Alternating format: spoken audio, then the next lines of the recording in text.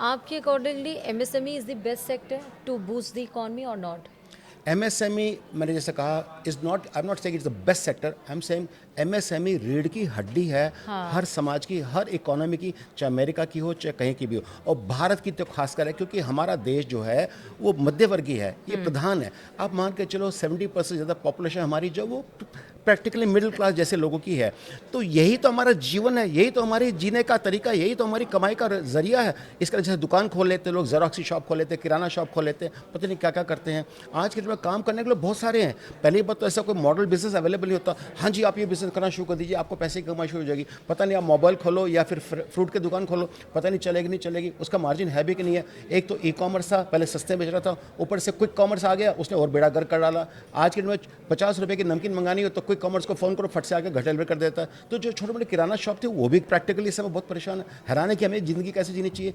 हमारे देश का इकोसिस्टम जिस प्रकार से बदल चुका है, एमएसएमई के लिए दूर दूर तक उसको कहीं नजर नहीं आता कि भैया मेरे को कमाई करने का जरिया या मुझे क्या ऐसा काम करना चाहिए करके मैं अपनी ज़िंदगी बढ़ा सकूँ, मुझे कहीं नजर नहीं आता। नहीं तो फिर सर ये होता ही है ना, हम पहले बैलगाड़ी से चलते थे, फिर डेवलपमेंट हुआ, फिर रेल आया, फिर ट्रेन आए, फिर चीज़ें तो वो तो चीज़ें डेवलप होंगी ही ना होंगी। जैसे आप कह रहे हैं ई कॉमर्स तो डेवलप तो होनी है ना अकॉर्डिंगली। अगर हमें इंडिपेंडेंट बनना है, हमें पूरे देश की अर्थव्यवस्था में, इकॉनमी में फर्स्ट नंबर पे आना है, तो चेंजेस तो करने पड़ेंगे ना। ट्रू ट्रू, मैं आपकी बात से 100% सहमत हूँ। इसको कोई कोई रोक नहीं सकता और ये बाय डिफॉल्ट है। This is absolutely fine, it is welcome. हाँ। लेकिन क्या होता है उसका जो साइड इफेक्ट होता है ओवरनाइट, जैसे आजकल पता है एआई ने बहुत सारे जॉब्स को किल कर डाला। बड़ी बड़ी, आप सोचो फॉक्स वैगन जैसी कंपनी ने 50,000 लोगों को एक ही रात में डिस्पोज कर दिया। एक कंपनी ने 50,000 लोगों को डिस्पोज कर दिया क्योंकि एआई ने बहुत सारे लोगों की जॉब खरीद ली या खत्म कर डाली इसी प्रकार से। तो एमएसएमई में आप सोच के चलिएगा, आज बड़े बड़े कंपनियों के स्टोर्स खुल गए हैं, डार्क स्टोर्स खुल गए हैं, ई कॉमर्स के स्टोर्स खुल गए हैं।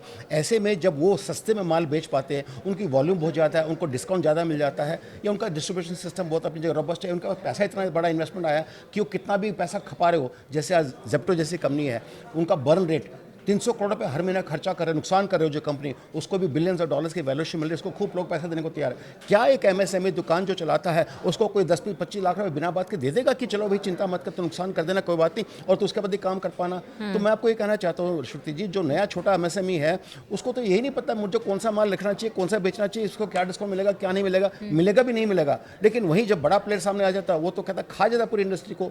तो ऐसे हालात में मेरे को फ्यूचर ऑफ एमएसएमई इन भारत के अंदर जो है वो बहुत ही ब्लीक नजर आता है। मेरे को ऐसा डर है इस बात का कि भी आने वाले वक्त में एमएसएमई जो है भारत के लिए काम सिर्फ क्या करेगा पता है, बड़ी बड़ी कंपनियों के लिए जॉब वर्क करना शुरू कर देगा कि चलो भैया आप बताओ क्या काम करना है, सारा डर्टी काम हम करेंगे, पैसे की कमाई तुम कर लो।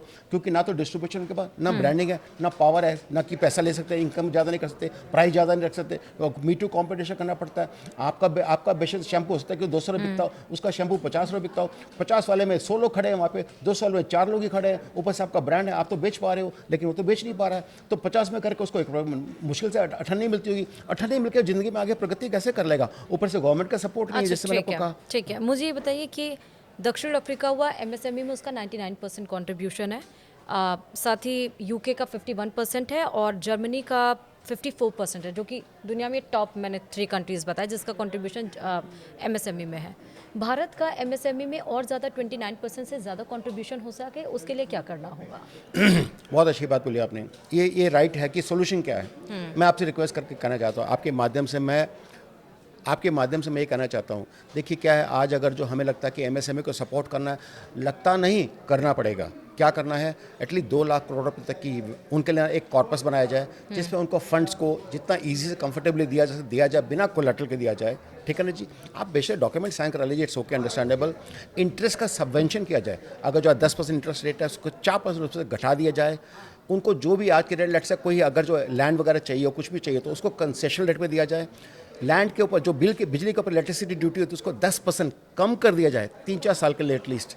ऐसा करके उन लोगों को थोड़ा इसके अलावा मॉडर्नाइजेशन के लिए उनको टेक्नोलॉजी की ज़रूरत है, तो भले ही चाहे बेशक इस प्रकार के लेटर से सेशंस करें या इस प्रकार के लोगों को बुलाएं देश के अंदर, उनके सेशन करवाएं, उनको लोगों से मिलवाएं industry by industry, subject by subject, कि चलो 50 सेक्टर कलेक्ट कर लिए कि हाँ भी चलो वाइंडिंग मशीन का है या फिर किसी स्पॉन्ज आयरन बनाने का, इसका बनाने का है। वो सब के सब जब करते रहेंगे, लोगों को टेक्नोलॉजी बताई जाए कि किस प्रकार से ईजिली कंफर्टेबली अवेलेबल है, उनको जॉइंट वेंचर साइन कराया जाए ताकि वो लोग उसका मिलकर के काम कर सके।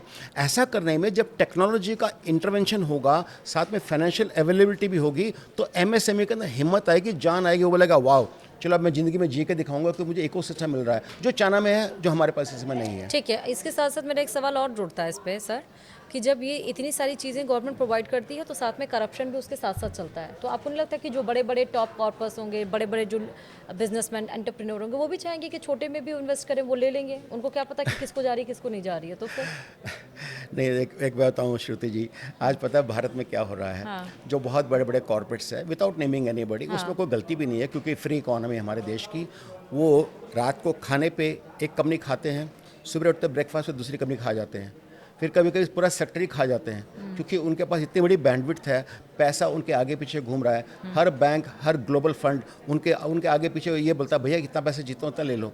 तो उनकी तो स्थिति बहुत ही टोटली डिफरेंट है। वो तो मान के चलो कि पूरे देश की इकोनॉमिक व्यवस्था भले ही अच्छी चला कर रही रही है, हो, लेकिन वही मैं कह रही हूँ, तो करप्शन भी तो आता है, तो फिर उसको कैसे कंट्रोल किया जाए यार? वो 100% है। श्रुति जी देखिए क्या है, ऑन रिकॉर्ड हर कोई नहीं कहेगा, मुझे कहने की जरूरत नहीं है। आपके सामने जब स्कैम आते हैं कि इस स्टेट गवर्नमेंट के चीफ ने इतने पैसे खा लिए, इतने पैसे खा लिए, इतने पैसे खा लिए, तो सच्चाई तो है ही ना।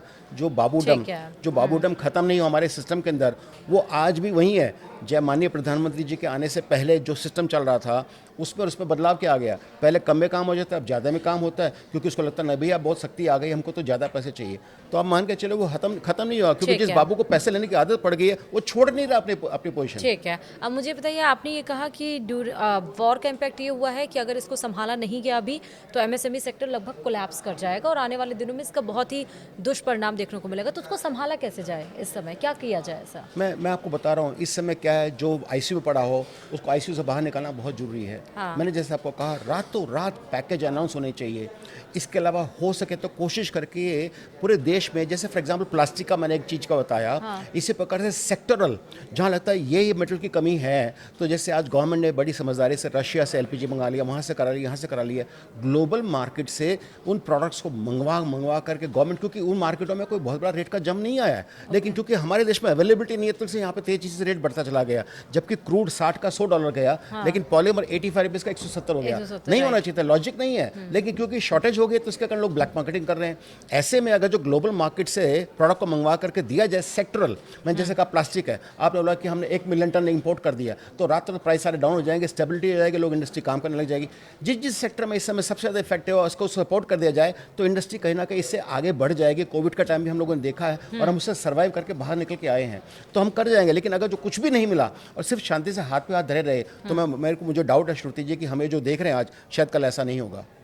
सबसे ज़्यादा जो एमएसएमई सेक्टर है वो सर कहा जा रहा है कि कपड़ा, चमड़ा और इंजीनियरिंग जो सामान है उसमें एमएसएमई बहुत अच्छा परफॉर्म कर रहा है और लगभग यूपी की अगर हम बात करें तो 96 लाख एमएसएमई इकाइयां हैं, जो कृषि के बाद दूसरा सबसे बड़ा रोजगार प्रदाता क्षेत्र है और अर्थव्यवस्था की रीढ़ की हड्डी ये दूसरा माना जा रहा है। तो ये जो मैंने 3 सेक्टर गिनाए, क्या एमएसएमई में इसमें सबसे ज़्यादा ग्रोथ है? मैंने आपसे ये सवाल भी पूछा था कि एमएसएमई में कौन से ऐसे सेक्टर को हम लगाएं, लोगों को उसमें एम्प्लॉय करें जो सबसे ज़्यादा जिसमें ग्रोथ हो? ठीक, एमएसएमई तो क्या है, मान कर चलेगा जो बेसिक स्ट्रक्चर, लेट से आज कोई कंपनी एयरक्राफ्ट बनाती है, मोटरसाइकिल बनाती है या फिर कार बनाती है, हाँ। उन सबका माल जो आता है वो एमएसएमई से ही आता है।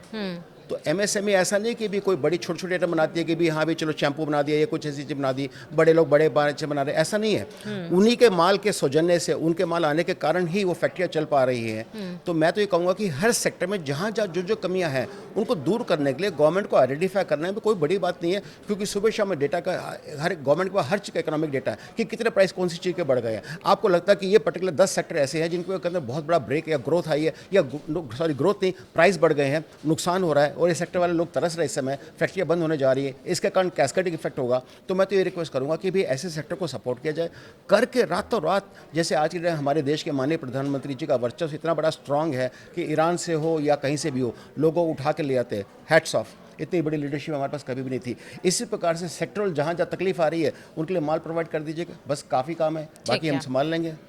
अच्छा, हम बात करते हैं एनवायरनमेंट की भी एमएसएमई में, तो क्या कुछ ऐसे भी इनिशिएटिव या प्रोग्राम्स या फिर हम ये कहें बिजनेस स्टार्ट कर सकते हैं जो एमएसएमई के तहत और हम एनवायरनमेंट को क्लीन भी कर सकते हैं, लाइक जैसे plastic way and all that stuffs? ये आपने बहुत अच्छा सवाल पूछा श्रुति जी। मुझे लगता है ये सारे सवालों में इस बात का बहुत बड़ा महत्व है। आप सोचिए, दुर्भाग्य देखिए हमारे देश का, पानी पीने की बॉटल लो, उसको उठा कर डस्टबिन फेंक देते हैं। मिल्क पाउचेस हो, डस्टबिन में। सीमेंट, सॉल्ट, शुगर, पुट्टी के जो भी बैग्स है उसको सब डस्टबिन में। कोई नहीं सोचता पूरे भारत के अंदर 10 million metric ton, 1 crore metric ton plastic जो है डिस्कार्ड कर दिया जाता है, जो स्क्रैप कर दिया जाता है। 26,000 टन पर डे है और उसकी इकोनॉमिक वैल्यू 2 लाख करोड़ रुपए है। हमने एक मिशन शुरू किया है, that is called as operation Shuddhi. Operation Shuddhi के तहत हम क्या कर रहे हैं कि पूरे भारत में प्लास्टिक को कोई वैल्यू मिलती नहीं है, तो इसलिए रैक पिकर उसको उठाता नहीं है। अब हम क्या करने जा रहे हैं, पूरे भारत के अंदर जो बीच में ये बिचौलिए होते हैं जो उनको साथ ज़बरदस्ती एक्सप्लॉइट करके 2 या 3 रुपये 5 रुपये में खरीदते थे, उसके बदले में ऑपरेशन शुद्धि के तहत हम उनको 20 रुपये किलो देने की कोशिश कर रहे हैं। साथ साथ उनको फ्री डस्टबिन दे रहे हैं, फ्री कलेक्शन भी हम ही करेंगे, इसके अलावा उनको बेलिंग मशीन भी देंगे। और ऐसे करके किसी के पास अगर जो 10,000 रुपये भी नहीं है, 5,000 रुपये भी नहीं है, आप चिंता कर, आपसे प्लास्टिक कलेक्ट कर लीजिएगा, आपने इस नंबर पर डाल के यहाँ भिजवा दीजिएगा या हम उठवा लेंगे। उठवा करके आपको अगर जो लेट से 100 रुपये 5 किलो प्लास्टिक के पीछे 100 रुपये मिल गया तो आप अपनी जीविका का आधार तो बना लेंगे, रात को भूखे तो नहीं सोएंगे। 5 लाख लोगों को फर्स्ट फेज़ में हम लोग चाहते हैं श्रुति जी कि हम उन लोगों को जीविका का आधार दें, उनकी लाइफ को इम्पैक्ट करें। उससे करीब करीब 10 लाख से ज़्यादा लोगों को इम्पैक्ट होगा। 50,000 करोड़ की इकोनॉमिक एक्टिविटी क्रिएट करें। और जो देश के अंदर प्लास्टिक पर्यावरण के लिए खतरा बनता जा रहा है, क्योंकि जब जलाओगे तो हार्मफुल गैसें निकलेगी, छोड़ दोगे तो 100 200 साल जल्दी वो गलता नहीं है, और गलेगा तो उस पूरे पर्टिकुलर सॉइल को ख़राब कर देगा। ऐसे में इस समय पूरे भारत के अंदर प्लास्टिक रिसाइकलिंग से बड़ा सेक्टर कोई है ही नहीं। जिसको जाने की और आने की इच्छा हो वो कुछ ना करे, सिर्फ प्लास्टिक कलेक्ट कर करके हम तक पहुंचाने की कोशिश करें। ऑपरेशन शुद्धि का जुड़ जाइएगा, वॉलंटियर भी बन जाइएगा, आपको कमाई का मौका मिलेगा जीरो इन्वेस्टमेंट के। और इसके साथ साथ में जिस समय आपके मन में आए कि काम करते कलेक्शन करते करते हमें समझ में आ गया सारा सिस्टम, अब हम इसकी इंडस्ट्री चलाना चाहते हैं, क्योंकि पॉलीमर के प्राइस 85 से 170 चले गए हैं। तो इस समय रिसाइक्ल प्लास्टिक की डिमांड बहुत ही भयंकर है। और ऐसी स्थिति में अगर जो आप दाना बनाएंगे तो मान के चलो 5 रुपये किलो, तो मार्जिन कहीं नहीं गया। तो मैं मान के चलता हूँ पूरे देश के अंदर लाखों लोग एंटरप्रेन्योर इस बिजनेस में एंगेज हो सकते हैं, जो उनका जीविका का आधार भी बनेगा, एमएसएमई आगे भी बढ़ जाएंगे और इस बिजनेस में कोई नुकसान होने का दूर दूर तक कहीं पे भी कोई रास्ता है ही नहीं। अब मेरा आखिरी सवाल है सर एमएसएमई, क्योंकि आने वाले फ्यूचर की अगर हम बात कर रहे हैं उसमें एमएसएमई सेक्टर कैसा परफॉर्म करेगा, क्या रोल रहेगा उसका? देखिए, जैसे आपने आंकड़े दिए थे कि अफ्रीका में 99% है, यहाँ पर इतना है उतना है। आप मान के चलो अर्थव्यवस्था अगर जो बढ़नी है और अगर जो आपके लोगों को जीना है, तो मिडिल क्लास फैमिलीज़ को हम ख़त्म नहीं कर सकते। हमारा देश ऐसा तो है नहीं कि पूरी पर कैपिटल हमारी इतनी है, पर कैपिटा इनकम हमारी इतनी है कि हम बहुत ही कहते हैं ना पैसे वाले बन जाए, वो तो स्थिति हमारे पास है नहीं। यानी कि ये एमएसएमई तो रहेगा जब तक संसार रहेगा, जब तक भारत रहेगा। मुझे पता 30 40 50 साल कितने लग जाने वाले इस सेक्टर से बाहर निकलने के लिए।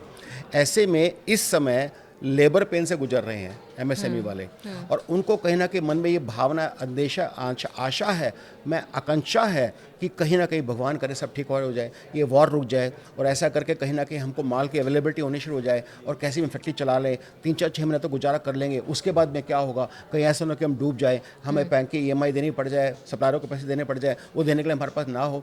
ये स्थिति इस समय बनी हुई है और बन रही है। लोग सिर्फ अपने मुँह से बोल नहीं रहे, चीख नहीं रहे हैं, सोच रहे हैं कि गवर्नमेंट भी मजबूर है, वो भी मजबूर, उनको लगता है कि हम क्या करें ऐसे जगह में, तो उस चुपचाप बैठे हुए। लेकिन मैं आपको बताता हूँ, जो आपने कहा कि फ्यूचर क्या रहेगा, फ्यूचर इस समय काफ़ी ब्लीक है, काफ़ी संवेदनशील है, काफ़ी डेंजरस है, काफ़ी डरा हुआ है।